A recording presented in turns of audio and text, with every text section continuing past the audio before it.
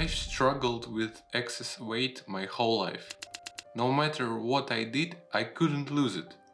Obviously, this was one of the reasons why I lacked confidence, was shy, and couldn't attract any girls. If that sounds relatable, then in this video I tell you the exact steps I took to effortlessly lose weight without ever going to the gym. But I need to warn you, don't think that you will lose all this weight forever.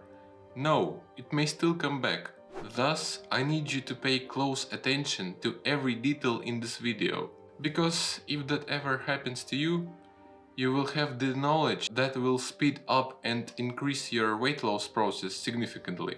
Before we move on to the game plan, the logical question should be: did you even try before? Honestly, it will be easier to list all the things that I didn't try. But to answer your question, running in the morning,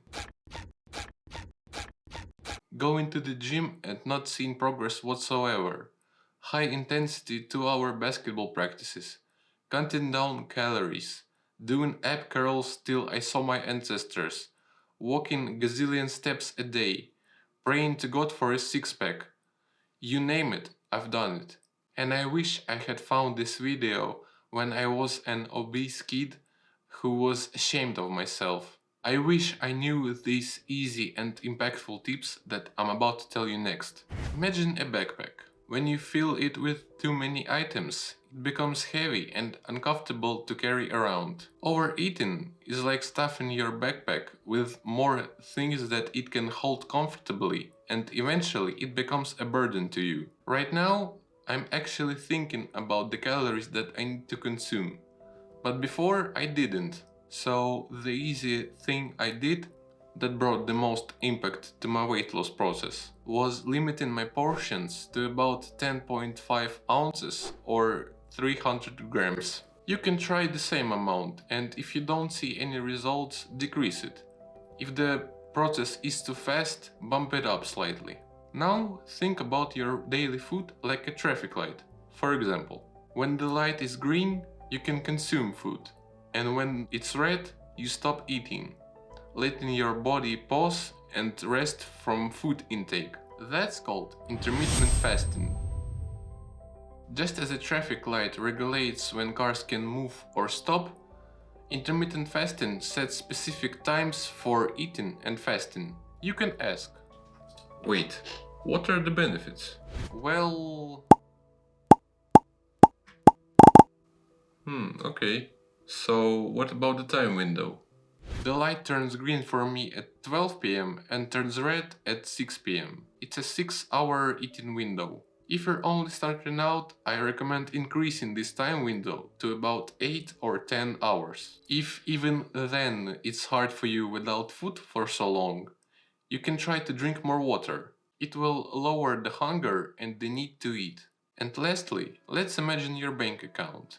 The common advice of calories in versus calories out is like saying the only thing that matters is the money that you deposit and withdraw from your account. But it overlooks crucial factors like the quality of food, metabolism, and health. Yeah, sure, you can still lose weight by eating fewer calories, even if they'll be from processed foods. But if you're smarter than a 5th grader, you can understand the impact of processed foods on you in the long term. And also, you can understand that to get enough, you'll need much more processed foods than healthy foods. Did you know that you don't really need that much physical effort to lose weight? Imagine weight loss as the slow drip of water from the faucet. While each drop may seem insignificant on its own, over time, the consistent and steady drip leads to a significant amount of water that leaked from the faucet. Similarly, including light physical activity into your daily routine might not seem like much at first, but over time it can lead to significant weight loss without requiring intense physical effort. With that said, 3 things that I did throughout my day. Morning run, abs workout on an app. I knew that these workouts wouldn't give me abs, I just wanted to stay active. And lastly, I rode my bike in the evening.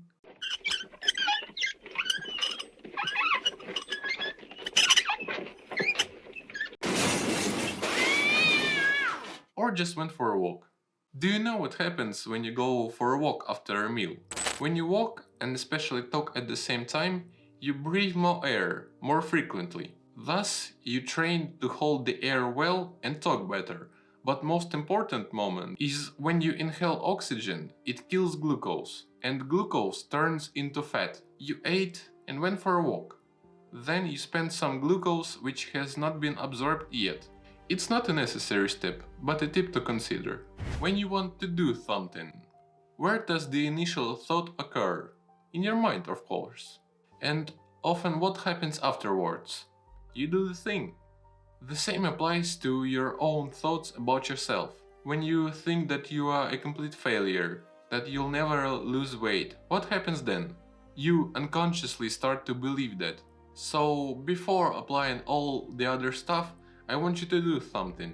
I want you to implement a thought in the deepest parts of your mind that you can do it, that you will lose fat, that you'll try again, that no matter what, you'll keep pushing towards this goal. This time, I want you to be patient. Don't think that your belly will disappear in 3 months. Aim for at least 6, 8 or even 12 months. Don't think about the next summer. Think about the summer after it. The time will pass anyway, and it depends only on you how you manage it. Listen, the thing is that everything I've told you is completely useless, because there's still one thing that can hold you back from looking good in the mirror. That's why you need to watch this video to know if you have this problem and how to fix it.